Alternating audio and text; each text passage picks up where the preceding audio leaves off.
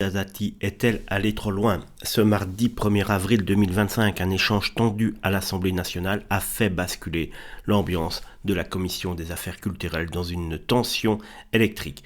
Selon plusieurs témoignages, la ministre de la Culture aurait pris à partie une fonctionnaire de l'Assemblée dans des termes jugés tout simplement inacceptables. Tout part d'un amendement déposé à la dernière minute par le gouvernement dans le cadre du débat sur la réforme de l'audiovisuel public. Cet amendement est jugé irrecevable par les services de l'Assemblée.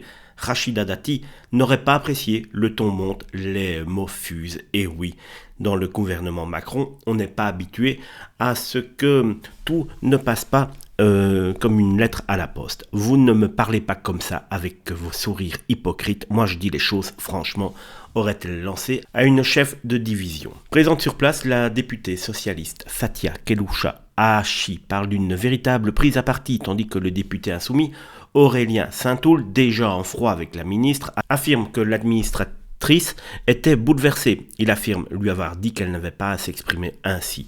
Dati lui aurait alors répondu « Tu crois que tu me fais peur ?» avant de le traiter de gosse de riche, et il lui aurait rétorqué « Tu n'es qu'une arriviste ». Bref, vous voyez, ça vole haut dans l'hémicycle et c'est ces gens-là qui doivent nous sortir de la merde franchement.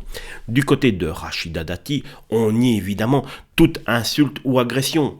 Comme d'hab, l'entourage reconnaît un échange certes vif, mais parle d'un incident exagéré à des fins politiques.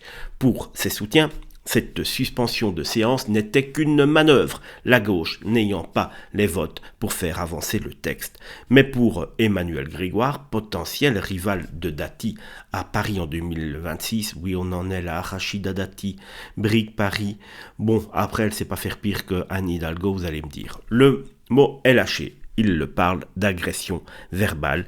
Il rappelle qu'à l'Assemblée, l'exemplarité est une exigence, pas une option. Alors, simple tension parlementaire ou énième coup d'éclat d'une ministre dont le tempérament commence sérieusement à diviser jusque dans sa propre majorité, une chose est sûre, cette fois-ci, ça ne passera pas inaperçu. Ou alors Macron va passer par là.